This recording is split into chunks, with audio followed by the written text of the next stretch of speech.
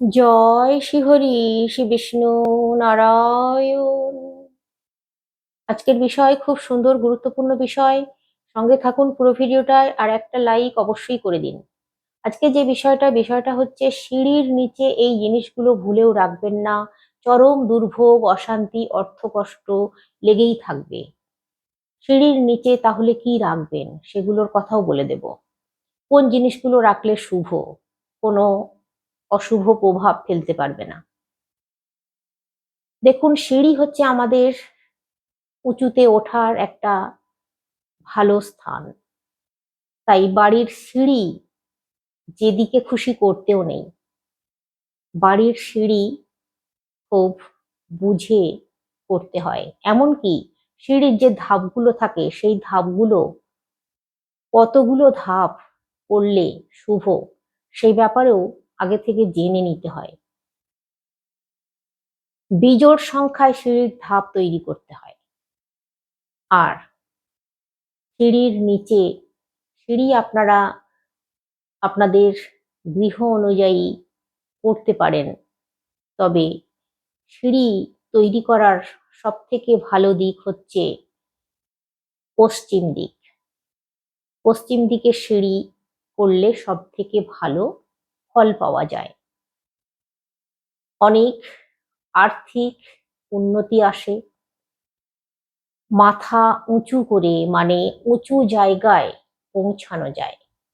তাই সিঁড়ি বাড়িতে তৈরি করতে গেলে খুব বুঝে করতে হয়। তাই বলে যারা ফ্ল্যাটে বাস করেন তাদের জন্য এই নিয়ম খাটবে না। আর যেটা বলছিলাম, সিঁড়ির নিচে কি রাখবেন না সেই জিনিসগুলো একটা একটা করে বলছি, শুনুন। সিঁড়ির নিচে প্রথমেই যেটা বলবো সেই জিনিসটা হচ্ছে জল। সিঁড়ির নিচে বালতিতে জল ভরে বা কোনো পাত্রে জল ভরে রাখবেন না। এমনকি অ্যাকুয়ারিয়াম, অনেকে বাড়িতে রঙিন মাছ পোষে, তারা সেই অ্যাকুয়ারিয়াম সিঁড়ির নিচে রেখে দেয়। কিন্তু এটা ভীষণই ভুল পদক্ষেপ। সিঁড়ির নিচে অ্যাকুয়ারিয়ামে মাছ রাখলে বা জল রাখলে, জলের পাত্র রাখলে আপনার গৃহ থেকে কখনোই অর্থ কষ্ট দূর হবে না। যতই টাকা পয়সা রোজগার করুন, সেই টাকা পয়সা জলের মতো বেরিয়ে চলে যাবে হাত থেকে। কোথা দিয়ে কিভাবে যাচ্ছে আপনারা বুঝতে পারবেন না। আপনারা ভাববেন যে এত টাকা রোজগার করে নিয়ে আসছি, কি হচ্ছে। এবার যেটা বলবো, এমনকি সিঁড়ির নিচে জলের ট্যাঙ্কি করে অনেকে, সেটাও কিন্তু করা খুবই ভুল পদক্ষেপ। সিঁড়ির নিচে এবার দ্বিতীয় জিনিস যেটার কথা বলবো সেই জিনিসটা হচ্ছে রান্নাঘর। সিঁড়ির নিচে ভুলেও কখনো রান্নাঘর করতে নেই। রান্নাঘর করলে এই যে অগ্নি, সবসময় আগুন জ্বালাতে হবে, রান্না করতে হবে, এটাও কিন্তু ভুল পদক্ষেপ। সিঁড়ির নিচে রান্নাঘর না করাই ভালো। সিঁড়ির নিচে রান্নাঘর করলে কি হয় জানেন? দেখবেন, আপনারা মিলিয়ে নেবেন যদি আপনাদের কারোর সিঁড়ির নিচে রান্নাঘর থেকে থাকে। এমন কিছু বিশাল মহামারী ব্যাপার হয়ে যাবে না, কিন্তু গৃহের মানুষজন হামেশাই অসুস্থ থাকবেন। এমনকি বড় ধরনের কোনো অসুখ শরীরে বাসা বাঁধতে পারে। এমনকি অস্ত্রোপচারও করতে হতে পারে সিঁড়ির নিচে রান্না করা খাবার খেলে, সিঁড়ির নিচে রান্না করলে এই সমস্যাগুলো গৃহের মধ্যে দেখা দিতে পারে, গৃহের মানুষজনের মধ্যে। এবার যেটা বলবো আপনাদেরকে, সিঁড়ির নিচে কখনোই ঠাকুর ঘর ভুলেও করবেন না। আর সিঁড়ির নিচে কখনোই বাথরুম পায়খানা করবেন না। যদিও বা রান্নাঘর অনেকেরই থাকে, জায়গার অভাবে রান্না যদিও বা করতে পারেন, কিন্তু ভুলেও বাথরুম পায়খানা সিঁড়ির নিচে করা যায় না। সিঁড়ির নিচে বাথরুম পায়খানা থাকলে যাদের আছে তারা দরকার হয় একটু দেখুন আমি যেটা বলছি সেটা খাটছে কিনা। সিঁড়ির নিচে বাথরুম পায়খানা থাকলে গৃহের মধ্যে অশান্তি লেগে থাকে, গৃহের মধ্যে অসুখ বিসুখ ভালো হতে চায় না, দীর্ঘদিন ধরে অসুস্থই থেকে যায় মানুষ। হয়তো মহামারী কিছু হয় না, কিন্তু সব সময় গৃহের মানুষ দুঃখী দুঃখী মনে দিন কাটায়, আনন্দে থাকতে পারে না। সিঁড়ির নিচে বাথরুম পায়খানা থাকলে গৃহের মানুষজনেদের উপরে ভীষণ ভাবে ক্ষতি হয়, ভীষণ ভাবে। গৃহের মানুষজনেদের সর্বদিক দিয়ে অশান্তিও লেগে থাকে, তারপর উন্নতির পথেও বাধা দেয়। বাথরুম পায়খানা আপনারা অবশ্যই, যদিও করে ফেলেছেন, আছে, হয়তো বলবেন যে আমাদের বাথরুম পায়খানা সিঁড়ির নিচে হয়ে আছে দীর্ঘদিন ধরে, সত্যি এই জিনিসগুলো হচ্ছে, এর থেকে প্রতিকার কি আছে? সিঁড়ির নিচে বাথরুম পায়খানা যাদের আছে তাদের পক্ষে যদি সম্ভব হয় অন্যত্র ব্যবস্থা করার, তাহলে তারা অন্যত্র ব্যবস্থা করে নিন। এর জন্য প্রতিকার বলতে আপনারা করতে পারেন বাথরুম পায়খানা সব সময়ের জন্য প্রতিদিন পরিষ্কার রাখতে হবে। প্রতিদিন কর্পূর দিয়ে রাখবেন, নুন একটা বাটিতে ভরে বাথরুমে দিয়ে রাখবেন, একটু হলেও দেখবেন স্বস্তি পাচ্ছেন। কিন্তু যদি সম্ভব হয় অন্যত্র ব্যবস্থা করার, করে ফেলবেন। সিঁড়ির নিচে কখনোই বসার জায়গা, অনেকেরই দেখা যায় সিঁড়ির নিচেটা হয়তো অনেকটাই বড় প্লেস আছে, সেখানে বসার জন্য সোফা পাতা আছে, বাইরের মানুষজনেরা এসে সেখানে বসবে, বা নিজেরাও কখনো বসা হয়। সিঁড়ির নিচে অনেকে টিভি রাখে, টিভি দেখে বসে, এইগুলো কিন্তু করা উচিত নয়। সিঁড়ির নিচে বসার ব্যবস্থা করা ভুলেও উচিত নয়। এতেও কিন্তু গৃহের মধ্যে আর্থিক কষ্ট দিন দিন বাড়তে থাকে। এবার যে জিনিসটার কথা বলবো, অনেকেই আছেন বাড়ির বয়স্ক মানুষের জন্য সিঁড়ির নিচে তক্তপোষের ব্যবস্থা করে দেয়, বা সিঁড়ির নিচে থাকার ব্যবস্থা করে দেয়। এটাও কিন্তু করা উচিত নয়। হয়তো জায়গার অভাবে সিঁড়ির নিচে কোনো ব্যক্তির থাকার ব্যবস্থা করে দিলেন, এটাও কিন্তু ভুলেও করা যায় না। এটা করলে যে ব্যক্তির জন্য, গৃহের যে মানুষটির জন্য সিঁড়ির নিচে থাকার ব্যবস্থা করে দিলেন, তিনি বারে বারে অনেক বেশি অসুস্থ হয়ে পড়বেন, তাকে রোগ মুক্ত করতে পারবেন না। দেখবেন সিঁড়ির নিচে কখনোই আগুন জাতীয় জিনিস, হিটার বলুন বা ইলেকট্রিক কোনো জিনিস, ইলেকট্রিক দ্বারা চালিত কোনো জিনিস সিঁড়ির নিচে ভুলেও রাখতে নেই। সিঁড়ির নিচে ভুলেও কিন্তু এই ধরনের জিনিস রাখতে নেই। সিঁড়ির নিচে কখনোই নোংরা অপরিচ্ছন্ন করে রাখতে নেই। সিঁড়ির নিচেটা পরিষ্কার পরিচ্ছন্ন রাখাই ভালো, না তো অনেক উপদ্রব বাড়তে পারে। এবার বলবো সিঁড়ির নিচে তাহলে কি রাখবেন। আপনারা তো বলবেন যে সিঁড়ির নিচে তাহলে রাখবোটা কি? সিঁড়ির নিচে আপনারা আপনাদের অপ্রয়োজনীয় আসবাবপত্র বা ছোটখাটো আলমারি কাঠের রাখতে পারেন সিঁড়ির নিচে। সিঁড়ির নিচে আপনারা জুতো রাখতে পারেন, কোনো অসুবিধে নেই। আর সিঁড়ির নিচে আপনারা গ্যারেজ তৈরি করতে পারেন, সাইকেল রাখার, মোটরসাইকেল রাখার গ্যারেজ তৈরি করতে পারেন। এমনকি অনেকেই 4 চাকা রাখার জন্য গ্যারেজ তৈরি করে সিঁড়ির নিচেটায়, বেশি করে প্লেস বাড়িয়ে নিয়ে সিঁড়ির পাশেই রাখার ব্যবস্থা করে, সেটাও করতে পারেন, কোনো অসুবিধে নেই। দেখুন, সিঁড়ির নিচে দিয়ে ঢোকা বেরোনোর রাস্তাও করতে পারেন, সেটাও কোনো অসুবিধে নেই। তবে এই গাড়ি আপনারা সিঁড়ির নিচে রাখতে পারেন। আর একটা জিনিস রাখতে পারেন, সেটা হচ্ছে ঝাঁটা। ঝাঁটা আপনারা সিঁড়ির নিচে রাখতে পারেন একটু, তবে লুকিয়ে একটু ভিতর দিক করে ঝাঁটা রাখবেন, এতেও কিন্তু কোনো বাধা নেই। এই জিনিসগুলো আপনারা রাখতে পারেন।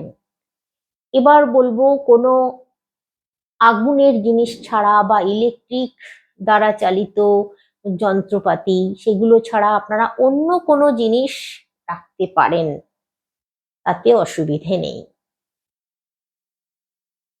সিঁড়ি, এমনকি সিঁড়ির ল্যান্ডিংয়েও মানে কোনো জিনিস অগোছালো ভাবে রাখতে নেই। সিঁড়ির ল্যান্ডিংটাও কিন্তু খুব পরিষ্কার পরিচ্ছন্ন রাখতে হয়, সব সময়ের জন্য চেষ্টা করতে হয়। সিঁড়ি কখনো অপরিচ্ছন্ন রাখতে নেই। সিঁড়ির প্রতিটা ধাপ পরিষ্কার পরিচ্ছন্ন রাখা সব থেকে ভালো। সিঁড়ির ওপরে ওঠার সময় বা নামার সময় সব সময় খেয়াল রাখবেন সিঁড়ির যে হাতলটা আছে, ওই মানে হাতলটা যেন আপনার বাঁ হাতে হয়। এইভাবে কিন্তু সিঁড়ি তৈরি করতে হয়। বাঁ হাত দিয়ে ধরে ধরে সিঁড়িতে ওঠা বা নামার সময় ডান হাত দিয়ে ধরে ধরে সিঁড়ি থেকে নামা সব থেকে ভালো। অনেকের এটা উল্টো উল্টো থাকে, সেটা কিন্তু শুভ নয়, আর ওঠা নামার পক্ষেও খুব ক্ষতি, মানে অসুবিধা হয়। সিঁড়ির ল্যান্ডিংয়েও ঠাকুর ঘর বা ঠাকুরের স্থান করা উচিত নয়।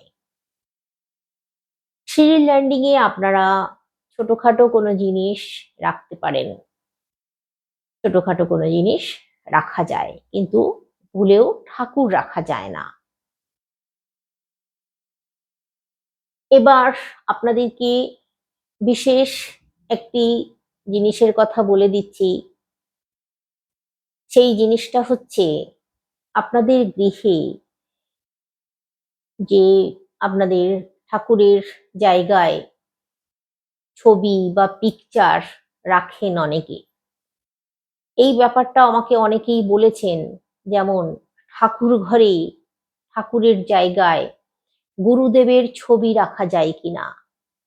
বলছি আমি আপনাদেরকে, তার আগে বলি, সিঁড়ির নিচে কোনো ঠাকুরের ছবি বা কোনো মানুষের ছবিও কিন্তু রাখা যায় না। সিঁড়ির নিচে কখনোই, সিঁড়ির নিচে বা সিঁড়ির দেওয়ালে বাড়ির মানুষজনের ছবি, কোনো মৃত ব্যক্তির ছবি বা যে কারোর গুরুদেবের ছবি, ঠাকুরের ছবি বা যে কোনো ছবি সিঁড়ির নিচে কিন্তু সিঁড়ির দেওয়ালে রাখা অনুচিত। ঠাকুর ঘরে অনেকে জিজ্ঞাসা করেছেন যে গুরুদেবের ছবি ঠাকুর ঘরে রাখা যায় কিনা। দেখুন, গুরুদেবের ছবি ঠাকুর ঘরে রাখা যায়, কিন্তু ঠাকুরের স্থানে, ঠাকুরের একই জায়গায়, ঠাকুরের সিংহাসনে, ঠাকুরের পাশে রাখা যায় না। কখনোই কিন্তু এই ভুল করা উচিত নয়। আর এতে করে কি হয়, আপনারা ভগবানের মানে ঈশ্বরের, আপনাদের ঠাকুরের স্থানে যে দেবতারা আছেন তাদের অভিশাপ তো পাবেনই, তার সঙ্গে গুরুদেবেরও কিন্তু অভিশাপ পাবেন। তাই গুরুদেবের ছবি মৃতই হোক বা জীবিতই হোক ঠাকুরের স্থানে রাখবেন না। জিজ্ঞাসা করেছেন যেটা, যে ঠাকুর ঘরে রাখা যায় কিনা। হ্যাঁ, ঠাকুর ঘরে রাখা যাবে, কিন্তু অন্য দেওয়ালে রাখতে হবে। আপনারা গুরুদেবের ছবি দক্ষিণ দিকের দেওয়ালে রাখবেন। সব থেকে ভালো হয় ঠাকুর ঘরে না রাখা, অন্য কোনো ঘরের দক্ষিণ দেওয়ালে রাখা সব থেকে শুভ। ঠাকুর ঘরে, ঠাকুরের স্থানে আপনারা শুধু ঠাকুর দেবতাদেরই রাখবেন। আপনাদের যে দেবতারা আছেন সেই দেবতাদের পাশেই কোনো বাড়ির মানুষের ছবি, বা বাড়ির যেমন অনেকেই আছেন গুরুজনদের মৃত হয়ে গেছেন যারা, তাদের ছবি ঠাকুরের কাছাকাছি রেখে দেয়, ঠাকুরের পাশে রেখে দেয়। অনেকের বাবা মারা গেছেন, হয়তো মা মারা গেছেন, সেই ছবিও ঠাকুরের আশেপাশে রেখে দেয়, ধূপ দেখায়, ফুলের মালা দেয়। এটাও কিন্তু করা উচিত নয়। আর মৃত বাবা মা বা ঠাকুরদা ঠাকুমা যেই মারা যান না কেন তার ছবি সিঁড়ির তলাতেও রাখা উচিত নয়, আর ঠাকুরের আশেপাশেও রাখা উচিত নয়, এমনকি ঠাকুর ঘরেও রাখা উচিত নয়। ওই ছবি অন্যত্র রাখবেন। আর এই ছবি আপনারা দক্ষিণ দিকের দেওয়ালে রাখার চেষ্টা করবেন, সব থেকে ভালো। এখানে আমি আরেকটা কথা আপনাদেরকে বলে দিই, অনেকে বাড়িতে আছেন যাদের বাড়িতে অনেক মানুষজন, সকলের একত্রিত ছবি রাখেন তারা তাদের বাড়িতে। তো সেই যে একত্রিত ছবি বা যে কোনো মানুষের একানে ছবি বা একত্রিত ছবি, এই ছবি ও কিন্তু যেদিক সেদিকের দেওয়ালে রাখা ভালো না। এই এই ছবি রাখা ভালো বাড়িতে, মানে ধরুন বাড়ির যে কজন সদস্য, যতজন সদস্য আছে সকলের একটা গ্রুপ ছবি অনেকেই রাখেন বাড়িতে, কিন্তু এটাও খেয়াল রাখবেন, এটা এই ছবি উত্তর বা পূর্ব দিকে রাখবেন না, দক্ষিণ বা পশ্চিম দিকের দেওয়ালে রাখা সব থেকে ভালো। আর এই ছবিটা, এই গ্রুপ ছবি বাড়ির প্রত্যেক সদস্যদের, এই ছবিটা আপনারা এমন জায়গায় রাখুন দেওয়ালে, মানে পশ্চিম দিকের দেওয়ালে বা দক্ষিণ দিকের দেওয়ালে এমন ভাবে রাখুন যেন সবসময় সেই ছবি আপনারা দেখতে পান। তাহলে কি হয় জানেন, গৃহের মধ্যে বন্ধনটা অটুট থাকে। প্রত্যেক মানুষজনের মধ্যে একটা মানে সব সময় ভালোবাসাপূর্ণ থাকে। আর পরস্পরের মধ্যে একটা বেশ ভালো থাকে, সম্পর্কটাও খুব ভালো থাকে। এতে করে সব সময় সেই ছবি দেখতে পাবেন, তাহলে খুব ভালো। আর একটা কথা আমি এখানে বলে দিই, আমাকে অনেকেই জিজ্ঞাসা করেছেন যে হনুমানজির ছবি কি ঠাকুরের স্থানে রাখা যায়, বা কোথায় রাখলে ভালো, এ ব্যাপারেও আমাকে অনেকেই বলেছেন। দেখুন, হনুমানজির ছবি আপনারা আপনাদের ঠাকুর ঘরে রাখতে পারেন, তবে এই যে পঞ্চমুখী হনুমানজির ছবি আপনারা ঠাকুর ঘরে রাখতে পারেন, উত্তর দিক করে রাখবেন। আর আপনারা আপনাদের মেইন যে সদর দরজার ওপরে হনুমানজির ছবি অনেকেই লাগায়, আপনারা লাগাতে পারেন, এটাও ভালো। আর ঠাকুর ঘরে রাখা যাবে, কোনো বাধা নেই। এ ব্যাপারে অনেকে জিজ্ঞাসা করেছিলেন, আমি তাই বলে দিলাম। হনুমানজির ছবি মহিলারা স্পর্শ করতে পারে কিনা এ ব্যাপারেও বলেছিলেন অনেকে, এটাও আমি বলে দিই আপনাদেরকে। হনুমানজির ছবি মহিলারা স্পর্শ না করাই ভালো, তবে দূর থেকে আপনারা একটু ফুল দিতে পারেন, একদম না ছুঁয়ে ছবিটাকে। হনুমান চাল্লিশা মহিলারা পাঠ করতে পারে কিনা এই ব্যাপারেও আমাকে জিজ্ঞাসা করেছিলেন, তাদেরকে আমি এটাও বলে দিচ্ছি এই ভিডিওর মাধ্যমে, হনুমান চাল্লিশা পাঠ করতে পারবেন, কোনো বাধা নেই। আপনারা হনুমান চল্লিশা যতবার ইচ্ছা পাঠ করুন, বরং ভালো, বরং মঙ্গলের।